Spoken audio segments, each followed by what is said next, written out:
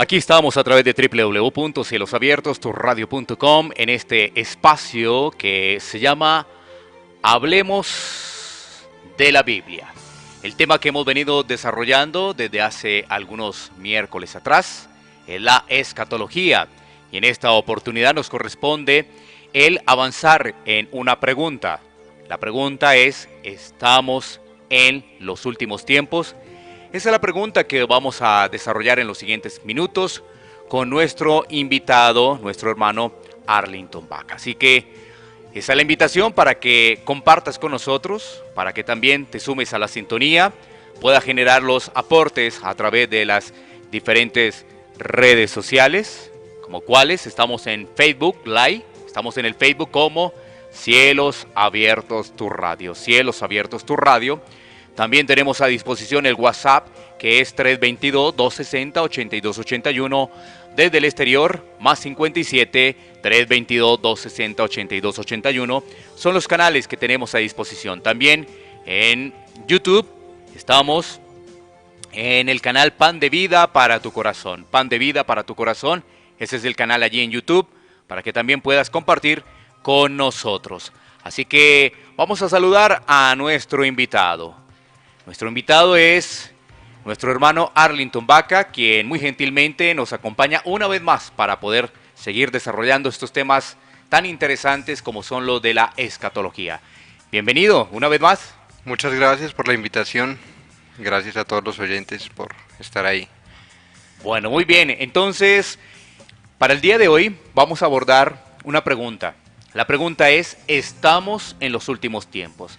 Para muchas personas esto puede generar alguna confusión, porque ellos pueden pensar que no estamos en los últimos tiempos.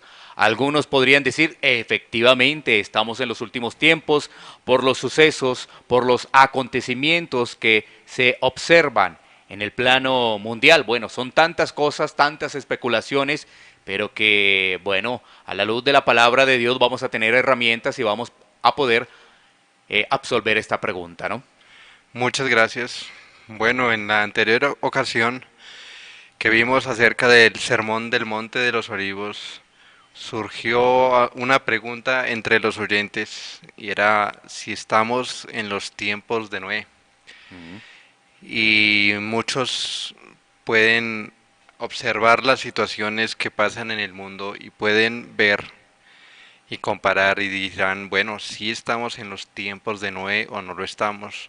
Otros quizás pensando, estamos en los tiempos de Lot, porque también lo dice en Lucas acerca de la venida de Cristo, como será como los tiempos de Lot, etcétera.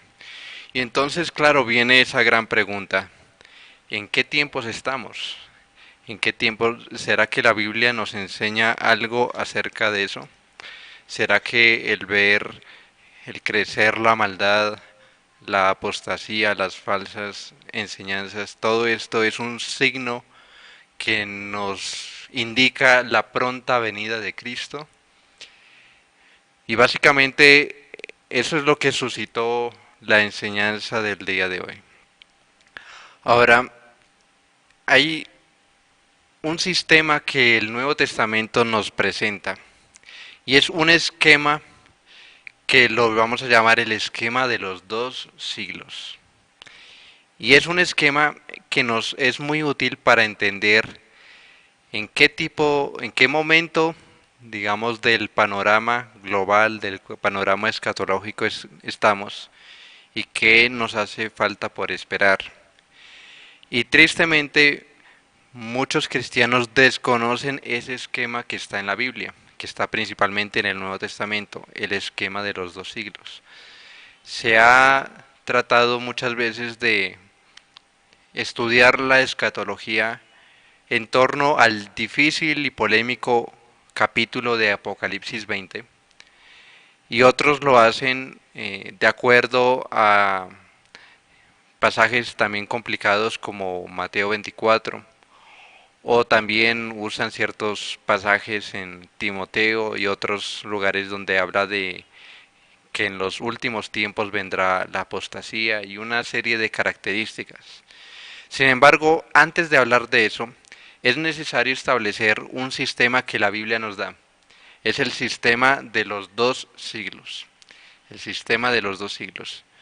Y básicamente este sistema propone que todo el tiempo, o sea, la totalidad del tiempo del hombre, se encuentra en este siglo y en el siglo venidero. En este siglo y en el siglo venidero. Estamos hablando del tiempo del hombre porque por supuesto para Dios no hay tiempo, porque Él es eterno. Hay un pasaje que es Mateo 12:32 que dice lo siguiente: a cualquiera que dijera alguna palabra contra el Hijo del Hombre, le será perdonado, pero al que hable contra el Espíritu Santo no le será perdonado, ni en este siglo, ni en el venidero. Y un pasaje paralelo a este, que es Marcos 3:29, dice: pero cualquiera que blasfeme contra el Espíritu Santo no tiene jamás perdón, sino que es reo de juicio eterno. Bueno, aunque está hablando de la blasfemia del Espíritu Santo y por razones de lo que estamos estudiando no nos vamos a meter en qué significa la blasfemia del Espíritu Santo. Lo que podemos entender es que la terminología que usa Mateo, que es ni en este siglo ni en el venidero, en Marcos se equipara con el hecho de que no tendrá jamás perdón. ¿Y qué demuestra eso? Que si sumamos este siglo y el siglo venidero, sumamos la totalidad del tiempo del hombre. La totalidad del tiempo del hombre. Esa misma idea está en Marcos 10:29 al 30, que dice: respondió Jesús y dijo: de cierto os digo que no hay ninguno que haya dejado casa, o hermanos, o hermanas, o padre, o madre, o mujer, o hijos, o tierras, por causa mí y del Evangelio, que no reciba 100 veces más ahora en este tiempo, casas, hermanos, hermanas, madres, hijos y tierras con persecuciones, y en el siglo venidero la vida eterna. La frase en el siglo venidero la vida eterna sugiere claramente que la edad que sigue al siglo presente es el siglo venidero. Es tan eterna como la vida recibida en él. Si la vida eterna se recibe en el siglo venidero, la implicación es que el siglo venidero es en sí mismo eterno. Entonces, esto nos está mostrando que la totalidad del tiempo del hombre se encuentra en este siglo y en el siglo venidero. Es un esquema muy sencillo, realmente. Muchos tratan de establecer el orden de los eventos futuros de una manera muy compleja, pero vamos a ir viendo que este esquema de este siglo y el venidero es muy sencillo y se encuentra en todo el Nuevo Testamento. Esta misma terminología se usaba tanto en el Antiguo Testamento como en lo que creían los rabinos. Había este tiempo que era un orden presente de pecado y aflicción y un tiempo futuro que es un orden de redención y bendición. Y Cristo usa esos mismos conceptos para hablar de este siglo y el venidero. Y es importante entender que no existe ningún periodo intermedio entre este siglo y el venidero. Es decir, el siglo venidero sigue inmediatamente después de este siglo. No hay algo intermedio ahí. Bien. En segundo lugar, pues veamos que este siglo y el siglo venidero son estados que son diferentes cualitativamente en la existencia humana y que son diferentes en la historia del mundo. Y hay un pasaje muy importante que es Lucas capítulo 20, versículos 34 al 36. Y dice lo siguiente: entonces respondió Jesús, les dijo: los hijos de este siglo se casan y se dan en casamiento, mas los que fueren tenidos por dignos de alcanzar aquel siglo y la resurrección de entre los muertos, ni se casan ni se dan en casamiento, porque no pueden ya más morir, pues son iguales a los ángeles y son hijos de Dios al ser hijos de la resurrección.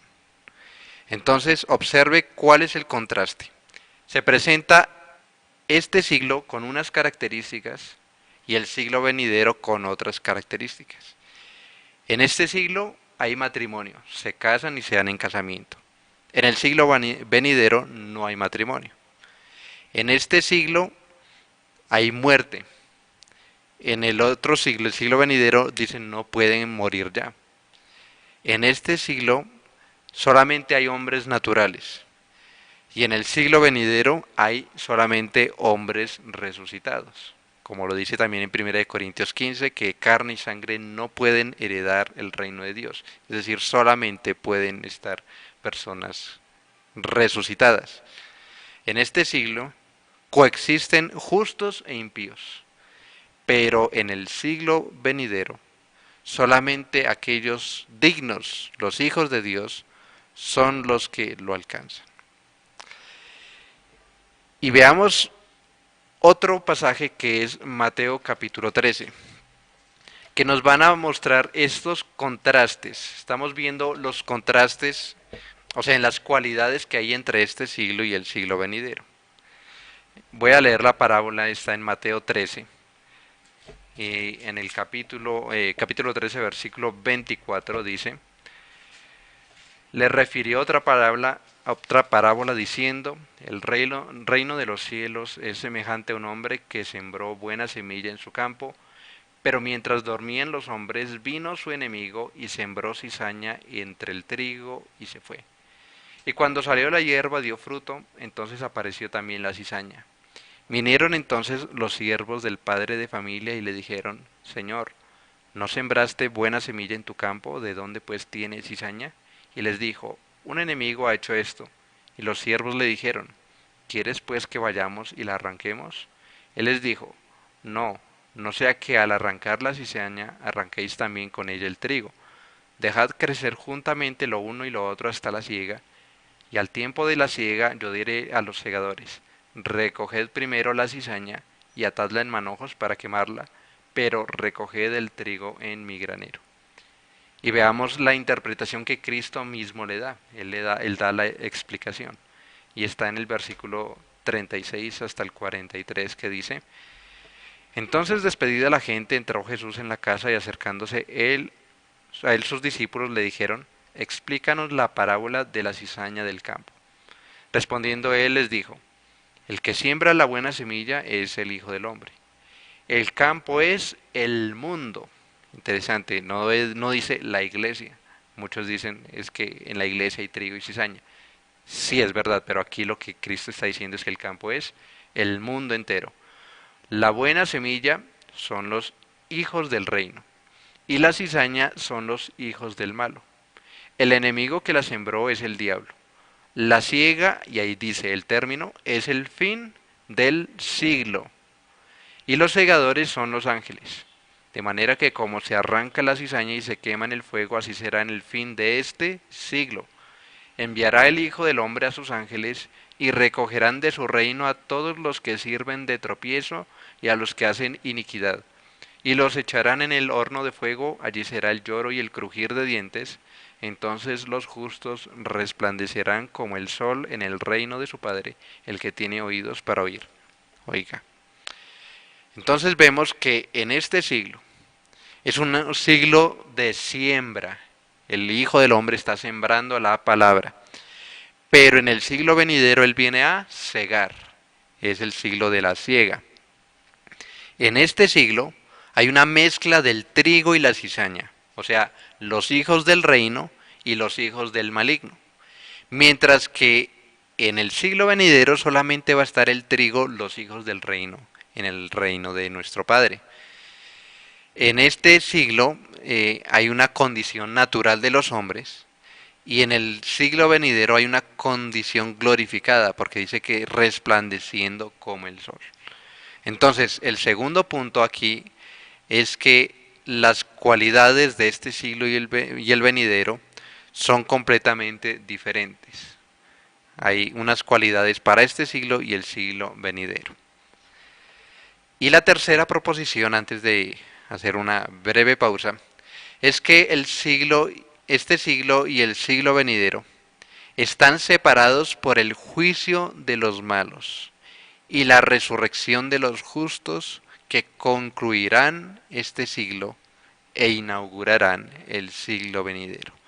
¿Cuál es el punto de separación entre este siglo y el venidero? Es el juicio de los malos y la resurrección de los justos. Lo acabamos de leer en la parábola. Viene el Hijo del Hombre y él hace un juicio, separa a unos de los otros, juzga a los malvados y por supuesto los resucitados, porque lo leímos en Lucas que los que serán dignos de alcanzar ese siglo serán los que resucitarán, son los que entrarán en el reino del Padre. Entonces, el punto de separación es el juicio y la resurrección. Entonces aquí vemos claro la sencillez del esquema bíblico de este siglo y el venidero. Y entonces aquí entran en problema todos los que creen en la existencia de un futuro milenio. La gran mayoría del cristianismo cree que después de que Cristo venga, va a haber el tiempo del reino milenial que nos habla Apocalipsis 20. Entonces, ven que hay una primera resurrección que solamente es de creyentes y que la segunda resurrección es después del milenio. Sin duda, tienen que aceptar que dentro de ese milenio van a existir tanto los resucitados como los no resucitados. ¿Por qué? Porque al final del milenio hay una rebelión que Satanás hace y por supuesto ellos son incrédulos porque se rebelan y si son incrédulos entonces no pudieron haber resucitado cuando Cristo vino porque pues dice el premilenialismo solamente resucitan los justos cuando Cristo viene. Por lo tanto, hay una coexistencia de hombres resucitados y de hombres no resucitados. Hay una coexistencia de justos e injustos. Y claramente vimos que eso no puede existir porque son cualidades diferentes de este siglo y del siglo venidero. Por lo tanto, ahí se enfrenta un gran problema, el premilenarismo. Porque ¿en cuál siglo encaja? ¿En cuál de los dos siglos encaja el milenio? No pueden decir que encaja en este siglo, porque hay gente resucitada, por ejemplo. Y Lucas dice que solamente los que sean dignos de alcanzar el siglo venidero son los que van a resucitar. Entonces no pueden ser de este siglo. Pero tampoco pueden ser del siglo venidero, porque en el siglo venidero claramente no hay muerte, no hay pecado, no hay injustos, y en el milenio, que creen los premilenaristas, creen que en ese milenio va a haber muerte y va a haber pecado y va a haber injustos. Entonces, ¿dónde encaja? Entonces aquí comienza a tener problemas esa postura. Más adelante, obviamente, en estas charlas veremos más acerca del milenio. Pero si aceptamos esto que estamos entendiendo de este siglo y del siglo venidero, sin duda que tenemos un gran problema para entender el milenio por lo menos de esa forma. Entonces habría que entenderlo de otra manera. También hay algo importantísimo y es que la separación de este siglo y el siglo venidero es por la venida de Cristo y es algo completamente sobrenatural. Es decir, no es que este siglo vaya a mejorar de una forma tal de que finalmente se acabe la muerte, el pecado de los injustos. No.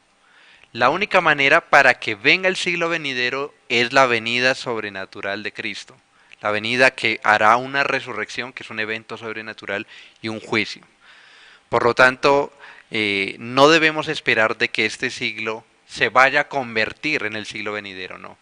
Tenemos que esperar que este siglo termine con la venida de Cristo e inicie el siglo venidero. Bien, hasta aquí no sé si hay alguna pregunta, algún comentario acerca de lo que hemos hablado hasta ahora. Bueno, pues vamos a ver si de pronto lo hemos entendido de la mejor forma y esto también, por supuesto, que puede redundar en nuestros oyentes. Estamos hablando de que hay dos siglos, ¿no es cierto? Dos siglos. Estamos hablando de que está el siglo venidero y ese siglo venidero nos estará hablando precisamente de la eternidad. Entonces, el cambio del siglo actual al siglo venidero tiene que ver con el regreso de nuestro Señor Jesucristo. ¿Hasta ahí lo hemos entendido bien? Sí, así es. Ok. La venida de Cristo es el punto que marca la distinción entre este siglo y el siglo venidero. Y quiero recordar algo que quizás dije en la primer vez que estuve aquí, de pronto algunos no lo recuerdan. Existe, la escatología se divide en escatología general e escatología individual. La escatología individual tiene que ver con los asuntos del alma después de la muerte. Es decir, la muerte es el punto que nos lleva a entender que hay una escatología individual, porque hay algo después de la muerte. Pero aquí, en este tema del siglo venidero y todo esto, estamos hablando de la escatología general. Y vimos que el punto climático, el punto más importante de la escatología general es la venida de Cristo. Sin segunda venida de Cristo no hay escatología. Entonces, eso es muy importante. El fin de este siglo y el inicio del siglo venidero lo marca la venida gloriosa de nuestro Salvador Jesucristo. No sé si los oyentes hasta este momento tienen alguna pregunta o comentario, la pueden hacer. Bueno, por el momento aprovechamos para saludar a algunos oyentes que están allí en esta transmisión, ¿no es cierto? Nuestros oyentes, 322-260-8281, 322-260-8281. Por aquí vemos, por supuesto, el WhatsApp a disposición para poder generar inquietudes, preguntas, ¿no es cierto? Por ejemplo, aquí tenemos oyentes en Neiva, en el departamento de Antioquia, en Mocoa también, Putumayo, que están atentos precisamente de lo que estamos haciendo referencia. Muy bien, vamos entonces a continuar con este asunto de este siglo y el venidero, porque vamos a intentar responder la pregunta en qué tiempo estamos. Y claro, si Cristo todavía no ha venido, entonces ya la respuesta en un sentido ya está. Estamos en este siglo. Estamos en este siglo. ¿Y cómo es este siglo? Entonces, hay muchos textos que enseñan que este siglo es moralmente malo. Este siglo es moralmente malo. Por ejemplo, leemos en Lucas 16:8 que dice, y alabó el amo al mayordomo malo por haber hecho sagazmente, porque los hijos de este siglo son más sagaces en el trato con sus semejantes que los hijos de luz. Entonces, este texto habla de los hombres malos como los hijos de este siglo y los contrasta con los hijos de luz. Otro texto que es Marcos 10:30 enseña que aquellos que han dejado todo por Cristo deben esperar siempre persecuciones en este siglo. Lo habíamos leído hace poco. En Romanos 12:2, la exhortación de Pablo es que nosotros no nos conformemos a este siglo. Entonces está asumiendo que este siglo es malo. En 2 de Corintios 4:4 se afirma que Satanás es el Dios de este siglo, por lo tanto necesariamente es malo. Y Gálatas 1:4, la descripción de Pablo es de este siglo es el presente siglo malo, del cual los elegidos han de ser librados por la muerte de Cristo. Y finalmente Efesios 2:2 describe las vidas pasadas y perversas de los creyentes como los que seguían la corriente de este siglo. Por lo tanto, moralmente, este siglo es malo. Y claro, si alguno quizás está esperando que este siglo vaya a mejorar, pues en sí mismo no puede ser porque este siglo es moralmente malo. Tiene que, la única forma de mejorarse, ya sea por la venida de Cristo, una mejora total, O en cierta manera hay una mejora progresiva en la medida en que nosotros los hijos de Dios podamos ser la luz y la sal del mundo. Porque nosotros no somos hijos de este siglo, esa es la razón. Si nosotros nos conformamos simplemente a este siglo, pues todo seguiría igual. Tenemos una esperanza diferente, por lo tanto vamos a actuar diferente y eso cambia este siglo. Entonces vemos esos contrastes, ¿no? Vemos que hay persecuciones en este siglo, en la vida eterna para el otro siglo. No nos debemos conformar a este siglo, debemos más bien transformarnos por la renovación de nuestro entendimiento para ser dignos de alcanzar el siglo venidero.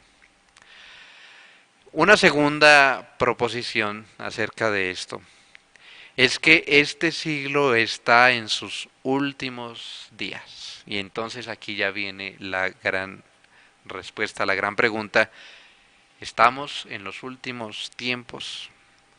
La respuesta es sí. Pero entonces tenemos que entender primero que todo lo siguiente. ¿Cuándo comienza este siglo? Este siglo comenzó desde la creación del hombre. Desde la creación del mundo, la creación del hombre, comenzó este siglo y va hasta la segunda venida de Cristo. El siglo venidero comienza desde la segunda venida de Cristo y sigue por la eternidad. Ese es el tiempo del hombre. Pero hay varios textos que nos indican en qué tiempo estamos. Y lo que nos dice la Biblia una y otra vez es que nosotros estamos en los últimos días de este siglo. Dice 1 Corintios 2:6.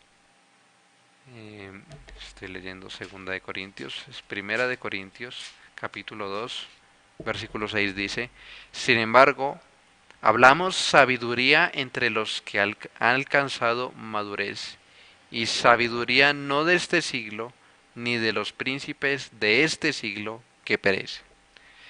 Entonces, ahí se enfatiza el uso del tiempo presente, que en este momento estamos hablando sabiduría de un siglo que es malo, pero dice, ni de los príncipes de este siglo que perecen, que en el griego puede también ser traducido que van desapareciendo, es decir, los asuntos malos de este siglo están pasando. Y es parecido a lo que dice primero de Juan 2:17, dice, y el mundo pasa y sus deseos, pero el que hace la voluntad de Dios permanece para siempre. Ahora vamos a un texto muy importante que es Hebreos, capítulo 1, versículo 1. Hebreos 1:1 dice: Dios, habiendo hablado muchas veces y de muchas maneras en otro tiempo a los padres por los profetas, dice, en estos postreros días nos ha hablado por el Hijo. En estos postreros días. Lo que está diciendo Pablo en este texto es que la venida de Cristo da inicio a los postreros días, a los últimos días de este siglo. Entonces, a nosotros muchos cuando ven un montón de situaciones dicen, yo creo que ya está bien, ya estamos en los últimos tiempos. Por supuesto, desde que Cristo vino por primera vez, ya estamos en los últimos tiempos. Y básicamente lo que vamos a entender es que ¿cuáles son los últimos días? ¿Cuáles son los últimos tiempos? Son los tiempos que preceden al siglo venidero y se llaman últimos días porque ya después de estos solamente queda la consumación final. Pero también son los últimos días porque comenzaron desde la primera venida de Cristo y van hasta la segunda venida de Cristo. Este periodo entre la primera y segunda venida de Cristo es lo que la Biblia llama los últimos días. Y lo podemos ver en otro texto, por ejemplo, Hebreos capítulo 9, versículo 26. Es un texto contundente para afirmar que que los últimos días muchos creen que se tratan, por ejemplo, ahora siglo XX, siglo XXI. Y ya los escritores del Nuevo Testamento, hace 2000 años, ellos hablaban de su tiempo como los postreros días. Vean lo que dice Hebreos 9:16, dice, de otra manera, le hubiera sido necesario padecer muchas veces desde el principio del mundo. Pero ahora, en la consumación de los siglos, se presentó una vez para siempre por el sacrificio de sí mismo para quitar de en medio el pecado. Vean que Pablo, bueno, el autor de Hebreos, perdón, el autor de Hebreos, que no sabemos si es Pablo, dice que aquel que, o sea, Jesucristo, por su sacrificio en la cruz, lo hizo ahora en la consumación de los siglos. Es decir, la muerte de Cristo fue en los postreros días, o por lo menos marca el inicio de los postreros días. Miren que esta idea no solamente se encuentra en Pablo, no solamente se encuentra en Hebreos, sino también se encuentra en Juan. Miren lo que dice Primera de Juan 2:18. Dice, hijitos, ya es el último tiempo. Ya es el último tiempo, mire lo dice. Y bueno, más adelante quizás veremos más acerca del anticristo. Pero mire lo que va diciendo, según vosotros oísteis que el anticristo viene. Y bueno, ¿cuándo fue que oyeron que el anticristo venía? Pues Cristo dijo en el Sermón del Monte de los Olivos que van a venir falsos cristos. Eso es el anticristo. Así ahora han surgido muchos anticristos. Por esto conocemos que es el último tiempo. Juan, cuando les escribe esta carta, dice que ahora, o sea, hace 2000 años, es el último tiempo. Y veamos otro texto muy concluyente. Primera de Corintios 10:11. Primera de Corintios 10:11 yo creo que cierra este tema para demostrar completamente que desde el tiempo apostólico, desde el tiempo de la venida de Cristo, ya estamos en los últimos tiempos. Dice 1 Corintios 10:11, y estas cosas les acontecieron como ejemplo, y están escritas para amonestarnos a nosotros, a quienes han alcanzado los fines de los siglos. A Pablo, a los corintios, eran los que habían alcanzado los fines de los siglos. Yo creo que todos estos textos son muy contundentes para indicar que este siglo está en sus últimos días desde que Cristo apareció. Y finalmente, entonces, tenemos que concluir una cosa más, y es que las grandes realidades del siglo venidero han irrumpido y están operativas en este siglo.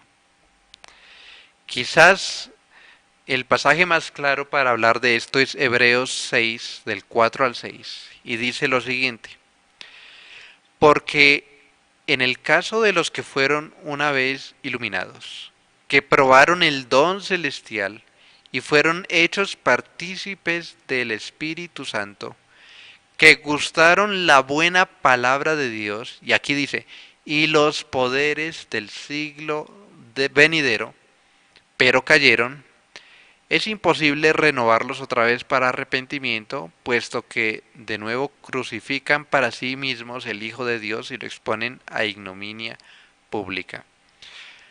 El término poderes aquí usado es uno de los términos técnicos en el Nuevo Testamento para hablar de milagros. De este modo, la referencia aquí es a los dones de señales milagrosas que acompañaban la predicación del Evangelio en el principio de la era a los apóstoles. Esos dones eran señales que anunciaban la venida del reino y la irrupción del siglo venidero. Es decir, la presencia de esos dones, de esos milagros, eran señales de la inauguración del siglo venidero. Aquí habían unos falsos creyentes que habían degustado externamente, que habían visto esas señales. Incluso hay incrédulos que recibieron milagros de Cristo mismo, etcétera. Y eso lo presenta Hebreos como degustar los bienes del siglo venidero. Es decir, en un sentido, aunque el siglo venidero comienza con la segunda venida de Cristo, en un sentido ya está anticipado desde su primera venida. Lo voy a volver a repetir. Este siglo va desde la creación a la segunda venida de Cristo. El siglo venidero comienza desde la segunda venida de Cristo. Pero la primera venida de Cristo anticipa en un sentido ya el siglo venidero. Entonces estamos como en un traslape de los dos siglos. Los últimos tiempos de este siglo comenzaron desde la primera venida de Cristo y va hasta la segunda venida de Cristo. Y el siglo venidero comienza con la segunda venida de Cristo, pero ya está anticipado en cierta manera desde su primera venida. En esos son los tiempos que estamos, en un tiempo de traslape entre dos siglos. Este siglo está muriendo, está pasando. Los hijos de este siglo, el trigo, coexisten todavía con la cizaña, pero estamos esperando que venga un juicio, que venga la resurrección, para finalmente poner fin a este siglo. Pero nosotros, los creyentes, ya estamos en cierta manera disfrutando de esos bienes, de una manera espiritual y esperando que venga a ser de manera plena. En otro sentido, también los poderes del siglo venidero ya están, en el sentido de la nueva creación. Ciertamente cuando Cristo venga van a haber cielos nuevos y tierra nueva. Pero se nos dice de nosotros, por ejemplo, que de modo que si alguno está en Cristo, nueva criatura es. Las cosas viejas pasaron, he aquí todas son hechas nuevas, 2 Corintios 5:17. Y en Gálatas 6:15 dice, porque en Cristo Jesús ni la circuncisión vale nada, ni la incircuncisión, sino una nueva creación. Entonces, aunque esperamos una nueva creación del mundo, los creyentes ya experimentamos una nueva creación en la regeneración. En ese sentido, ya estamos anticipando el siglo venidero. Y por supuesto, también la resurrección. La resurrección de Cristo es como una resurrección anticipada. Se supone que y eso es lo que dice la Biblia, nuestra resurrección sucederá cuando Cristo venga. Pero Cristo ya en este momento, en este siglo, ya experimentó esa resurrección. Él es las primicias de nosotros, de los que durmieron y por supuesto de todos los que mueran en Cristo. Por supuesto, entonces, en ese sentido, la resurrección es un bien del siglo venidero que en un sentido ya irrumpió en este siglo. Y por supuesto, entonces, esto es lo que nos indica acerca de en qué momento estamos, en qué tiempo estamos. Estamos en el fin de este siglo y estamos en un tiempo donde ya estamos anticipando los bienes del siglo venidero porque Cristo vino. Es decir, desde la creación hasta que Cristo vino, todo el mundo estaba simplemente en este siglo, nada más. Pero desde que Cristo vino, viene ya una anticipación del siglo venidero. Y cuando Cristo venga por segunda vez, ya será la plenitud del siglo venidero. Este siglo se muere, se acaba, hay un juicio final, hay una resurrección y viene el estado perfecto de la eternidad. Bien, hasta aquí no sé si hay algún comentario, alguna pregunta acerca de este siglo y el venidero. Bueno, queremos aprovechar para saludar a más personas que comparten con nosotros. Nos saludan desde Perú, nos saludan desde Francia. Mónica desde Chile dice, gracias por dar este tiempo para aprender. también Aura Patricia Neira. Bueno, entonces ahí están reportando los oyentes precisamente. Quiero recordar rápidamente nuestro WhatsApp y de igual forma también que pueden dejar sus inquietudes a través de la página de Facebook que es Cielos Abiertos Tu Radio. Cielos Abiertos Tu Radio es la página de Facebook. Y también estamos en YouTube como Pan de Vida para tu corazón. Pan de Vida para tu corazón. Bueno, aquí me hacen una pregunta, de alguna forma tendría que verse un poco, ¿no? Dice lo siguiente, está hablando de las trompetas, y la Ujú. pregunta pues es de esta característica. ¿Se escucharán las trompetas? ¿A qué se refiere ese tema de las trompetas? Bueno, esa es la pregunta que tenemos desde Argentina. Gracias por la pregunta. Bueno, supongo que esto tiene que ver con el libro de Apocalipsis, que nos habla de 7 trompetas. Em, ya veremos más adelante, le daremos también un espacio para hablar específicamente del libro de Apocalipsis. Pero todo depende de lo que entiendas por el libro de Apocalipsis. Y desde ya anticipo lo siguiente. El libro de Apocalipsis no se trata de unos videos o fotografías del cielo.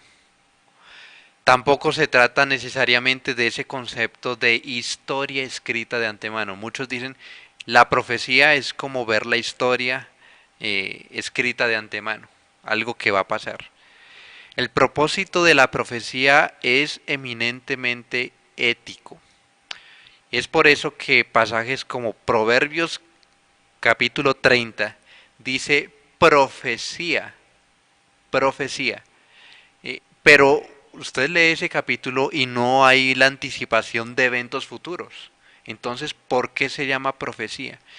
Porque la profecía en la Biblia se trata de el mensaje de un profeta que busca arrepentimiento en el pueblo a la luz de un pacto que Dios ha hecho con ese pueblo. Ese es el propósito principal de un profeta. Que si hay predicciones de eventos futuros, muchas veces sí lo hay y muchas veces no lo hay. Y eso es interesante ver en la profecía. Y lo que pasa en Apocalipsis, sí, sí hay elementos predictivos, pero hay que entender que Juan está usando lenguaje simbólico. Muchas veces, por ejemplo, dice que las estrellas significan ángeles, que el incienso significa oraciones, que unas cabezas significan reinos. Es decir, lo que está viendo Juan y lo que escribió no es propiamente la realidad, sino es la señal de la realidad. Es como el anillo de matrimonio. El anillo de matrimonio no es el matrimonio en sí, es un símbolo que representa el matrimonio. De la misma manera, cuando vemos muchos símbolos en Apocalipsis, incluidas las trompetas, no es el símbolo, no es la realidad en sí. La trompeta se usaba para anunciar algo, y normalmente tenía una connotación militar. Entonces, ya veremos de una forma más clara eso, pero básicamente no lo entiendo propiamente como que vamos a ver literalmente unos ángeles tocando unas trompetas, sino que estos ángeles están anunciando un juicio simplemente. Ahora, ¿cuándo sucede ese juicio? Muchos, esa pregunta que me hacen está presuponiendo de que Apocalipsis es futuro. Pero no todos los cristianos han creído que Apocalipsis es algo futuro. Muchos creen que eso ya sucedió o que es algo que está sucediendo. Y si está sucediendo o ya sucedió, entonces obviamente no sucedió de esa manera tan literal de escuchar literalmente una trompeta, ¿no? Entonces ya veremos de una forma más detallada eso, pero desde ya se anticipa de que hay que entender que hay símbolos ahí. Ok, ok. Bueno, por aquí también nos preguntan desde España Básicamente, si han podido comprender bien, dice Pilar, dice, solo esperamos la venida de Jesús y pasamos a la eternidad y se acabaría este tiempo. Exactamente. Ok. Y ese comentario nos lleva justamente a la última parte de nuestro estudio en el día de hoy. Entonces estamos viendo que este siglo y el siglo venidero son siglos que siguen uno detrás del otro. En segundo lugar, son siglos cualitativamente distintos. Claramente hay cualidades de este siglo que es malo, que hay muerte, que se dan en casamiento, hay matrimonios, que el Dios de este siglo es Satanás. Y el siglo venidero es un siglo bueno, es un siglo glorioso, es un siglo de la resurrección, es un siglo donde no coexisten justos e injustos, sino solamente los creyentes. Y vimos que la línea divisoria es la resurrección y el juicio final. También hemos visto que estamos en un periodo intermedio, en el que estamos en los últimos días de este siglo y que ya anticipamos los bienes del siglo venidero. Y esto nos indica mucho acerca del futuro de la iglesia. Nosotros somos como esta parábola del trigo y la cizaña. Ciertamente no debemos esperar como que todo vaya a mejorar, porque necesariamente va a seguir existiendo la cizaña. Pero tampoco vamos a creer que todo esto ya es malo, porque Jesucristo ya vino y ya hay una buena semilla y está creciendo el trigo. Entonces no todo lo que pasa es necesariamente malo ni es necesariamente bueno. Eh, este siglo es malo, pero los buenos, o sea, que por su gracia ya Jesucristo nos ha trasladado a su reino desde ya, estamos todavía coexistiendo. Así debemos esperar el futuro, ni con pesimismo ni con optimismo, sino más bien con ese realismo de que las dos realidades están existiendo. Y entonces, el punto final es que el juicio final, el juicio general, es el que marca la diferencia. Y básicamente lo podemos ver en tres puntos.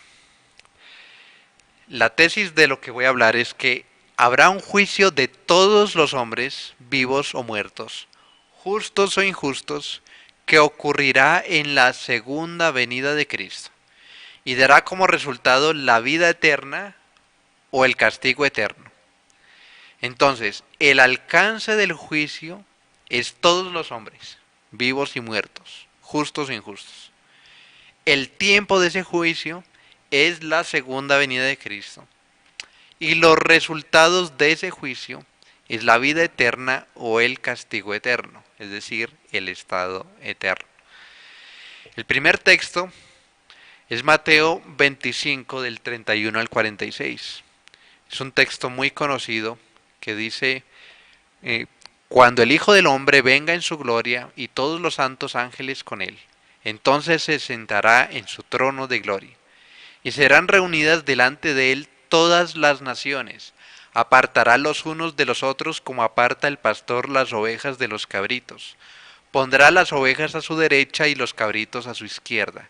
Entonces el rey dirá a los de su derecha, venid benditos de mi Padre, heredad del reino preparado para vosotros desde la fundación del mundo, porque tuve hambre y me disteis de comer, tuve sed y me disteis de beber, fui forastero y me recogisteis, estuve desnudo, me cubristeis, enfermo, me visitasteis en la cárcel y vinisteis a mí.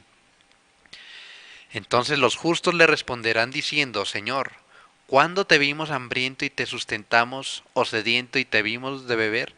¿Y cuándo te vimos forastero y te recogimos, o desnudo y te cubrimos? ¿O cuándo te vimos enfermo o en la cárcel y vinimos a ti? Respondiendo el rey les dirá, de cierto os digo que cuando lo hicisteis a uno de estos mis hermanos más pequeños, a mí lo hicisteis. Y dirá a los de la izquierda, apartados de mí, malditos al fuego eterno, preparado para el diablo y sus ángeles, porque tuve hambre y no me disteis de comer, tuve sed y no me disteis de beber, fui forastero y no me recogisteis, estuve desnudo, no me cubristeis, enfermo y en la cárcel y no me visitasteis. Entonces también ellos le responderán diciendo, Señor, ¿cuándo te vimos hambriento, sediento, forastero, desnudo, enfermo o en la cárcel y no te servimos?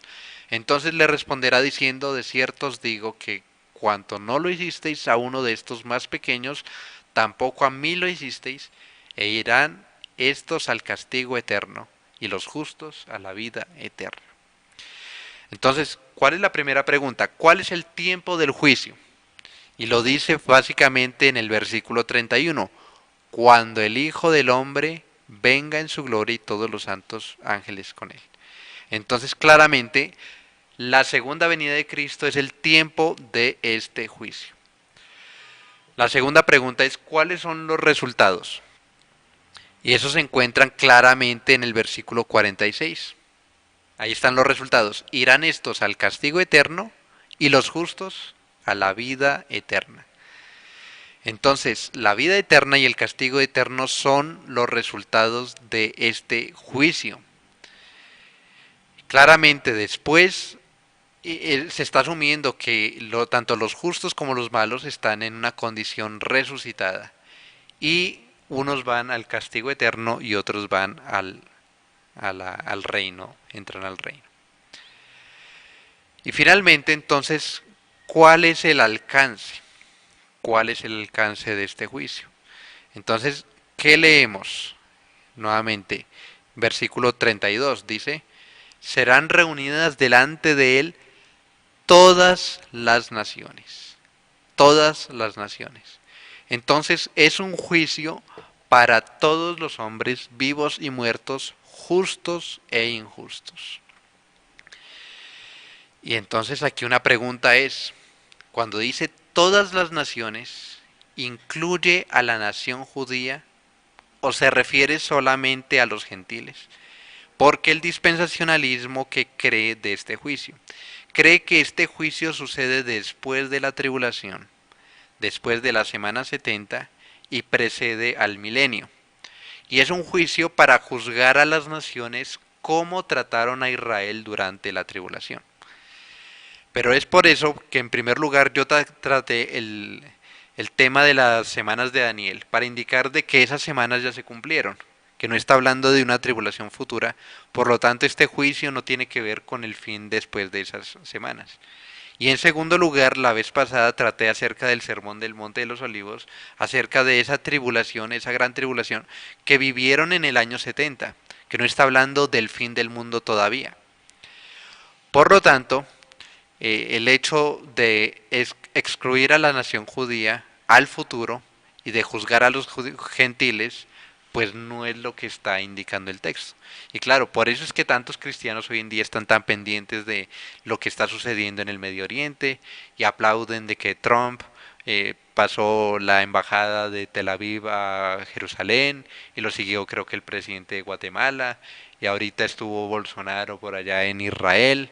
Entonces que eso es muy bueno porque por fin se van a cumplir estas profecías y es bueno también porque si Brasil o Estados Unidos trataron bien a Israel, entonces en este juicio de Mateo 25 Dios va a tratar bien a Israel, a Brasil o los que sean, los países que estuvieron con Israel.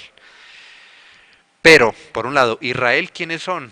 Los creyentes, lo vimos cuando vimos acerca de Israel y la iglesia. En segundo lugar, tenemos que plantearnos la pregunta, ¿todas las naciones incluye en este texto a los judíos?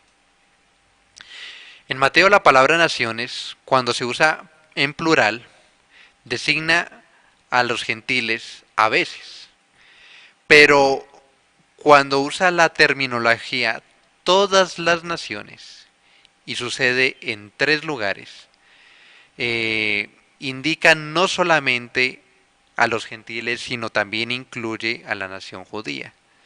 Por ejemplo, dice en Mateo 28:19, por tanto, id a todas las naciones y predicad el Evangelio, bautizándolos en el nombre del Padre, el Hijo y el Espíritu Santo. Ese id a todas las naciones no está excluyendo a los judíos. A los judíos son los primeros que tenían que ir a predicarles y después sí a los gentiles. Entonces, ese término, todas las naciones, cuando se usa con la palabra todas, está incluyendo también a los judíos. Por lo tanto, el juicio que está hablando Mateo 25 también incluye a la nación judía, porque claramente dentro de la nación judía también hay cabritas y también hay ovejas. No todos los judíos son creyentes, hay unos que creen en Cristo y otros que no. Entonces, cuando venga Cristo, Jesucristo va a juzgar de todos los hombres y va a separar a unos y van a separar a otros y el resultado es el estado eterno. No sé si hay alguna pregunta de este texto específico antes de pasar a otro texto que habla sobre esto. Bueno, sobre este texto en específico no, tenemos es aquí algunas inquietudes. Por ejemplo, son las siguientes, estas inquietudes. Nos preguntan, según Juan, habrá resurrección de justos e injustos. Juan 5 dice, Así es. ¿será simultánea o en momentos diferentes? En ese texto de Juan, que es Juan 5, 28, 29, dice, vendrá hora en que los justos resucitarán para vida y los injustos para muerte.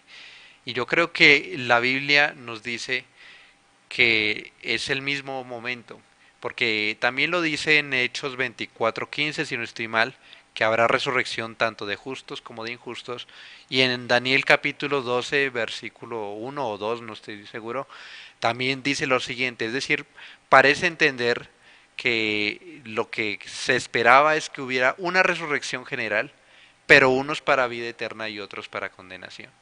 El Claro. único pasaje que parece indicar una separación es Apocalipsis 20, que habla de una primera resurrección y una segunda resurrección. Y lo veremos específicamente. Pero me anticipo a decir de que no necesariamente tenemos que entender esa primera resurrección como una resurrección física de justos separada de una resurrección física de injustos, sino que lo que yo creo es que la segunda resurrección es la resurrección física de justos e injustos y la primera resurrección es una resurrección espiritual que la Biblia en muchos Ok. textos del Nuevo Testamento nos indica como de los creyentes. Ok, esa primera resurrección espiritual podría verse como la El regeneración. nuevo nacimiento, Ok, muchos lo ok. entienden así, lo veremos más en Ok, profundidad más bueno. adelante. Tenemos algunas más preguntas. ¿La venida de nuestro Señor Jesucristo tendrá algunas señales en el cielo? Bueno, si entendemos este texto de Mateo 24, de que las potencias de los cielos serán conmovidas y que será como eh, el relámpago, y el texto también de Primera de Tesalonicenses 4, que dice que con voz de arcángel, con voz de trompeta, pues si lo entendemos de esa forma literal, pues eso es lo que habría que esperar. Una venida gloriosa, una venida manifiesta a todo el mundo. Eh, Sin embargo, lo más importante aquí no es tanto si habrán esas señales, sino que lo importante es que será notoria a todo el mundo. Porque ¿cómo va a ser secreta esa venida, por ejemplo, que dicen que es secreta, primera de Tesalonicenses 4, hablando del rapto, ¿no? ¿Cómo va a ser secreta si dice que son con voz de arcángel y con voz de trompeta? Eso no tiene absolutamente nada de secreto. Y lo que creemos es que ese pasaje está hablando de la única segunda venida de Cristo que va a ser notoria a todo el mundo. Eso sí es lo importante. Es decir, Ok. si van a haber señales o no, bueno, no lo sé exactamente. Si lo tomamos literalmente, aunque no creo que se está hablando literalmente, pues sí. Pero ¿qué es lo importante? Que va a ser notoria para todo el mundo. Ok, va a ser notoria. Bueno, por aquí también tenemos desde Roldanillo, Valle del Cauca. eh, Ahora estamos en el tiempo de la gracia. ¿Este se puede mirar como el tiempo de la gracia? Yo creo que esa pregunta tiene que ver un poco con el hecho de el dispensacionalismo, de que separa los tiempos en ese sentido, es decir, cree que el tiempo que fue antes de Cristo fue el tiempo de la ley, y basado en textos como Juan 1:14 que dice que la ley vino por Moisés y la gracia por Jesucristo, entonces que ahora es el tiempo de la gracia. Lo que hizo Jesucristo es manifestar la gracia, pero no significa que la gracia inicia con la venida de Cristo. Antes de Cristo también había gracia, porque había salvación en Cristo, porque desde que Adán cayó, Dios prometió que de la simiente iba a venir un Salvador, y eso es el tema del Antiguo Testamento, la venida del Mesías en muchas maneras, y ahí está la gracia. Por lo tanto, la gracia ha existido desde siempre y va a existir hasta que venga Cristo, porque solamente por gracia todo ser humano, desde Abel el justo hasta el último escogido, hasta que venga Cristo, va a ser salvo por gracia. Pero entonces, ¿por qué dice Juan que la gracia vino por medio de Jesucristo? Pues básicamente es como cuando usted va al campo donde no hay absolutamente luz y usted no ve nada, usted no ve hacia el campo y pues no ve las montañas, no ve los árboles, pero empieza a salir los rayos del sol y empieza a darse cuenta de que ahí había un río, de que hay una montaña, de que ahí habían unos árboles, todo eso. La salida del sol no significa que desde ese momento comenzó a existir el río, la montaña o los árboles. Lo que hizo que saliera el sol es hacer evidente eso que siempre estuvo ahí. Entonces, cuando Cristo vino, hizo evidente que la gracia, ¿por qué Dios salva por gracia? Por la obra de Cristo. O sea, es como ese sol que nos alumbra y nos muestra lo que siempre estuvo ahí desde el principio. Ok, bueno, muchísimas gracias entonces a nuestros oyentes que están participando a través de las redes sociales. Un saludo para Helio Paternina desde San Juan de Urabá. Así que ahí están nuestros oyentes. Pues vamos llegando también al final, a lo que tengamos ahí pendiente, redondeando, pues precisamente para tener las conclusiones de este tema, mi hermano Arlington. Bueno, estamos en el punto final de cuál es la línea de separación entre este siglo y el venidero. Lo acabamos de ver en el texto de Mateo. Es la venida de Cristo que trae la resurrección, el juicio final, que tiene un alcance general para todos los hombres y que tiene como resultados el fin de la vida eterna y el castigo eterno. Hay otro texto que no lo voy a leer todo, pero usted lo puede leer, que es Romanos capítulo 2, versículos 5 al 16, que vuelve a enseñar exactamente lo mismo. Ahí se habla del juicio final. Ese texto muchos no lo predican como un texto que habla del juicio, pero ahí se ve claramente los resultados del juicio. Dice, por ejemplo, en el versículo 7 que vida eterna, gloria, honra e inmortalidad. Y en el versículo 10, gloria, honra y paz a los que hacen el bien. Y por supuesto, el contraste con la vida eterna es el castigo y el juicio que habla del versículo 5, la ira que viene, el justo juicio de Dios. Por lo tanto, el resultado del juicio es el mismo. El alcance de ese juicio es todos los hombres. Dice en el versículo 6, Romanos 2:6, que es cada uno o todo ser humano que hace lo malo y todo el que hace lo bueno.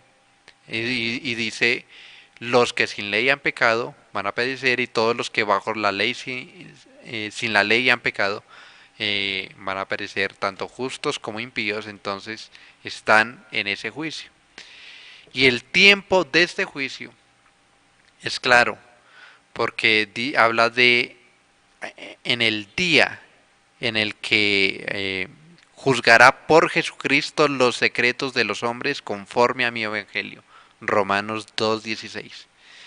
Entonces, nuevamente ese texto enseña que hay un juicio general para todos los hombres en el día de la venida de Cristo y el resultado inmediato es la vida eterna y la condenación eterna. Finalmente, segunda de Pedro 3, del 3 al 13, tampoco por razones de tiempo lo voy a leer todo, pero ese texto vuelve a enseñar la misma enseñanza. Se enseña que a ver, me acerco un poquito más. El tiempo de ese juicio claramente es la segunda venida de Cristo. La segunda venida de Cristo es el asunto dominante en segunda de Pedro 3, porque dice el día del Señor, el día de Dios. Entonces ese es el momento de ese juicio. ¿Cuál es el alcance de ese juicio en segunda de Pedro 3? Es universal. Dice, el mundo como un todo es destruido. los cielos y la tierra, los cielos, elementos y los elementos.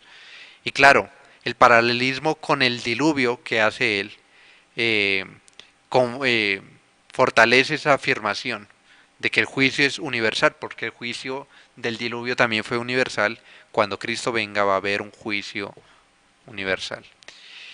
Y los resultados de ese juicio claramente son los mismos. Dice juicio y perdición de los hombres impíos en el versículo 7. Y los que no se arrepienten van a perecer, dice el versículo 9. Pero nosotros, los cristianos, dice el versículo 13, esperamos cielos nuevos y tierra nueva.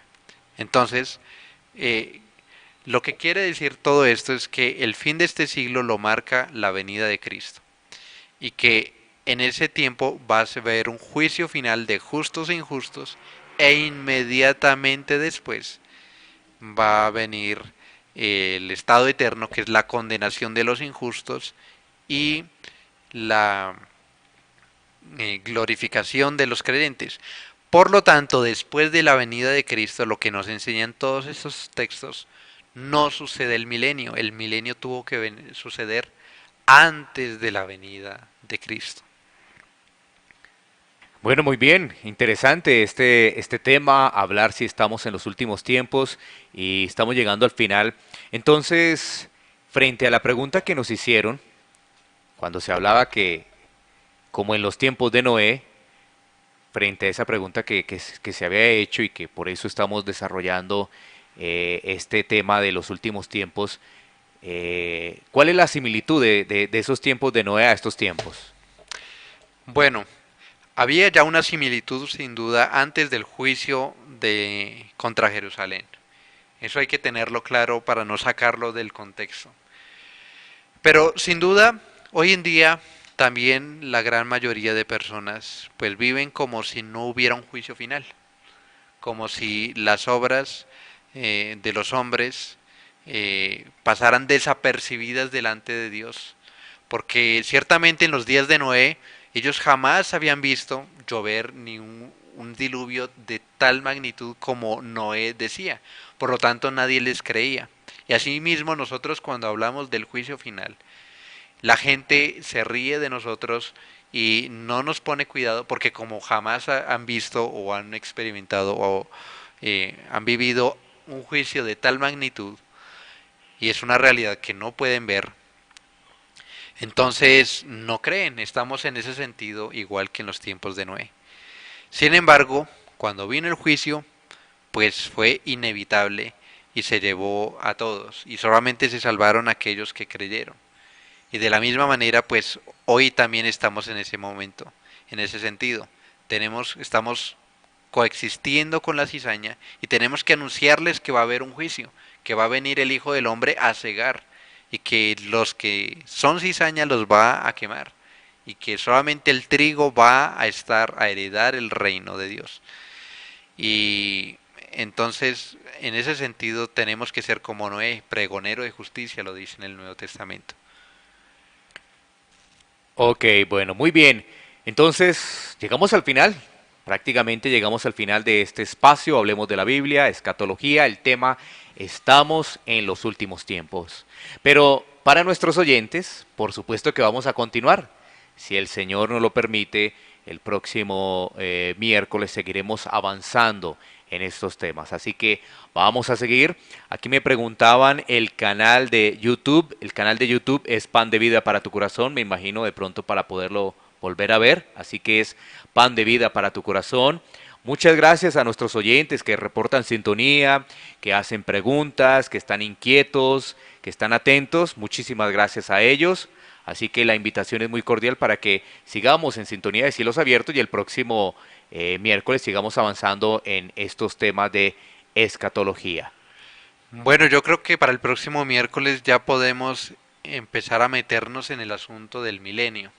Este tema nos ayuda en dos sentidos. En el primer sentido, al entender el esquema de los dos siglos, nos dimos cuenta que no puede haber un reino intermedio, porque el milenio no concuerda ni con este siglo ni con el siglo venidero. Y por otro lado nos dimos cuenta de que después del juicio final, que sucede cuando Cristo viene, inmediatamente es el estado eterno. Eso nos deja las preguntas, la gran pregunta, y entonces, ¿qué pasa con el milenio? ¿Dónde lo metemos? Sí. Y entonces hacia ese lado nos vamos a enfocar. Muy bien, así que ya saben la invitación, el tema para dentro de 8 días seguir avanzando en la escatología en este programa Hablemos de la Biblia. A nuestro invitado, nuestro hermano Arlington Baca, muchísimas gracias una vez más. Muchísimas gracias por la invitación y a todos los oyentes por las buenas preguntas y comentarios.